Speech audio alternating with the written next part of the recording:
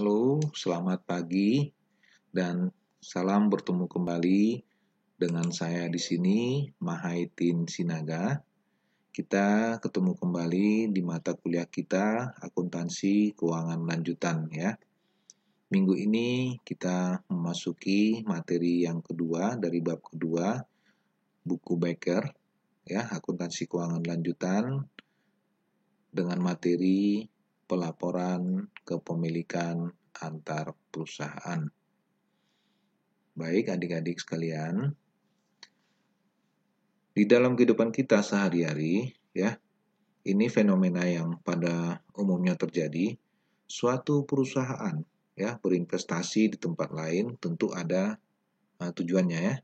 Tapi yang pasti tujuan utamanya itu adalah untuk mendapatkan imbal hasil ya atau keuntungan di tempat lain ya, di tempat di mana dia berinvestasi ya. Ini hal yang umum ya. Nggak mungkin ada suatu perusahaan itu mau diinvestasi tapi dia bukan mendapat keuntungan malah untuk menabur-nabur atau menghamburkan uang ya. Itu rasanya hampir tidak mungkin. Nah, tapi yang pasti untuk mengambil keuntungan di tempat dia berinvestasi. Ya, oke, ada beberapa alasan ya. Ada beberapa alasan suatu perusahaan itu mau berinvestasi di tempat lain. Baik, alasan yang pertama coba kita lihat ya. Untuk mendapatkan kendali atas perusahaan lainnya. Nah, ini seringkali terjadi karena ada suatu perusahaan itu ingin memiliki pengaruh yang lebih besar di tempat lain sehingga dia mau berinvestasi atau menambah investasinya di tempat lain ya. Oke, katakanlah kalau misalnya kita hanya punya kepemilikan 1% atau 2% kepemilikan, tentu pengaruh kita sedikit ya.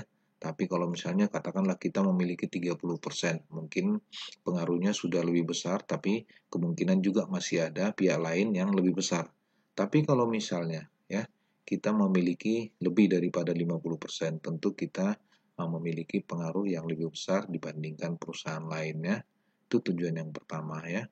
Yang kedua, untuk memasuki pasar ya atau area produk yang baru ya. Oke, katakanlah suatu perusahaan itu ingin ekspansi ya, ekspansi di tempat lain sehingga dia mau berinvestasi di tempat lain itu untuk memasuki pasar baru ya. Atau misalkan dia punya produk baru ya, dia investasi tempat lain dengan harapan perusahaan tempat dia investasi itu untuk memasarkan produk baru yang bersangkutan ya. Oke, yang ketiga, untuk memastikan pasokan bahan baku atau input produk lainnya. Oke, katakanlah ada suatu perusahaan manufaktur ya, katakanlah dia pabrikan dari turunan CPU ya. Tentu dia akan membutuhkan bahan baku CPU ya. Ini seringkali ya perusahaan ini untuk menjamin pasokan bahan baku, dia investasi di tempat lain. Katakanlah dia investasi di perusahaan sawit ya, atau bahkan mungkin membeli perusahaan-perusahaan sawit, atau dia mendirikan perusahaan-perusahaan sawit agar perusahaan sawit itu yang bisa menghasilkan CPO, dia bisa memberikan pasokan atau jaminan bahan baku untuk produksi turunan dari CPO ya. Oke, yang keempat ya, memastikan output produksi bagi pelanggan ya. Katakanlah dia punya pelanggan, sehingga dia bisa memastikan ada tempat pemasaran produknya ya. Oke, untuk yang kelima, keenam, dan seterusnya, adik-adik boleh baca sendiri ya. Kita fokus di bagaimana pencatatan ya. Kalau misalnya ada investasi di tempat lain ya. Oke, nanti kita akan ketemu ya. Ada dua metode ya. Ada dua metode yang kita gunakan untuk pencatatan ya. Yang pertama itu ada namanya metode biaya atau cost method. Yang kedua ada namanya metode ekuitas ya atau equity method ya. Bagaimana perbedaannya dan kapan dia harus dicatat ya. Itu yang mau kita bahas di dalam materi ini ya, di bab ini ya. Oke, katakanlah kita mau investasi saham biasa ya di tempat lainnya. Bagaimana pengaruhnya ya? Bagaimana pengaruhnya di tempat lain ya? Oke, kalau misalnya kita lewati di sini, kita punya kepemilikan ya katakan 15% ya atau di antara 0 sampai 20%. Itu dianggap pengaruh kita tidak signifikan ya, walaupun ada pengaruh tapi pengaruhnya hanya 15%. Itu kita menggunakan cost method ya. Kalau misalnya kepemilikan kita lebih dari 20%, ya katakanlah sampai dengan 50%, katakanlah 45%, tentu kan kita punya pengaruh ya cukup signifikan. Walaupun mungkin masih ada orang lain yang memiliki 55%, ya. Nah, tapi katakanlah 45%, berarti pengaruh kita cukup signifikan. Kita menggunakan value method atau equity method ya. Ini hampir sama aja, equity method dengan fair value method. Intinya kalau equity method atau fair value method, kita setiap kali mendapatkan informasi bahwa tempat kita berinvestasi atau anak perusahaan itu sudah uh, memberitahukan bahwa ada keuntungan atau dividen, kita langsung catat ya. Tapi kalau dalam cost method, setelah ada pembayaran dividen, kita baru mencatat ya. Nanti kita lihat kira-kira begitu perbedaannya. Dan bagaimana lagi kalau misalnya kepemilikannya lebih dari 50% ya. Tentu dia kita katakan dia pengendali ya. Bab kemarin kita sudah bahas bahwa kalau misalnya ada suatu perusahaan itu memiliki lebih daripada 50%, tentu itu kita sebut dengan pengendali ya. Berarti ada kepentingan pengendali. Berarti pihak lain itu punya kepemilikan kurang daripada 50%. Itu kita sebut dengan non pengendali ya.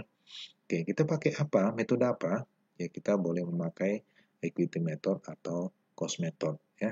Sekarang yang jadi masalah ya, bagaimana kalau tingkat kepemilikannya 20% atau 50%? Katakanlah di 20% ya. Ini tentu dari gambar juga kita bisa melihat bisa menggunakan cost method ataupun bisa menggunakan fair value method ya. Kapan kita menggunakan cost method? Apabila kepemilikan 20%. Nah, ini kita bisa pastikan kalau dia pengaruhnya tidak signifikan ya, atau kurang berpengaruh ya. Tapi kalau misalnya walaupun dia punya kepemilikan 20% tapi pengaruhnya cukup besar, ya katakanlah pihak lain juga katakanlah ada 20, ada 15 atau ada 10, ya tentu pengaruh dia cukup besar. Tentu dia akan menggunakan fair value method ya. Oke, baik adik-adik, coba kita lihat, kita masuk di dalam pencatatan atau penjurnalan.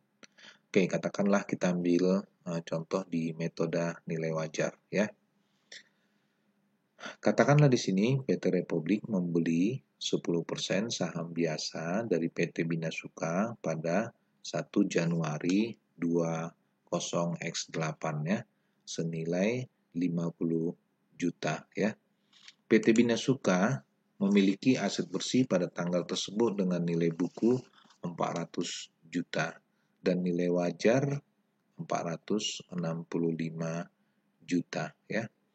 PT Republik menerbitkan laporan keuangan pada akhir setiap tribulannya, tribulan artinya 3 bulanannya.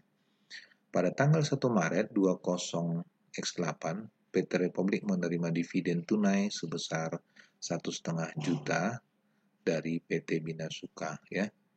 PT Republik menentukan nilai wajar investasinya di PT Bina Suka menjadi 50 juta ya. Tadi dia investasi sebesar 50 juta, sekarang nilai wajar investasinya sudah menjadi 57 juta ya. Tentu ada kenaikan sebesar 7 juta ya. Selama triwulan pertama, PT Republik mencatat ayat jurnal sebagai berikut ya. Oke, tanggal 1 Januari ya, pada saat investasi PT Republik mencatat investasinya sebesar 50 juta ya. Tadi ini ya, kita katakan 50 juta. Oke, kemudian pada tanggal 1 Maret ya, 1 Maret PT Republik menerima dividen tunai 1,5 juta dari PT Bina Suka ya. Nah, tentu di sini dia mendapat tunai ya, tunai sebesar 1,5 juta, kita catat kas, kreditnya itu kita akui sebagai pendapatan dividen ya. Kemudian tanggal 1 Maret tadi kita akui ada perubahan nilai wajar ya, tadinya dari 50 juta menjadi 57 juta ya. berarti di sini ada kenaikan sebesar 7 juta, ya, kenaikan investasi PT Republik di PT Bina Suka, sehingga kita akan mendebet kenaikan investasi itu sebesar 7 juta, kemudian kreditnya itu kita anggap sebagai gain or loss yang tidak terrealisasi, ya. Itu sebenarnya ada pendapatan 7 juta, itu kan hanya karena pencatatan, itu boleh kita katakan seperti pendapatan, hanya saja belum terrealisasi, ya.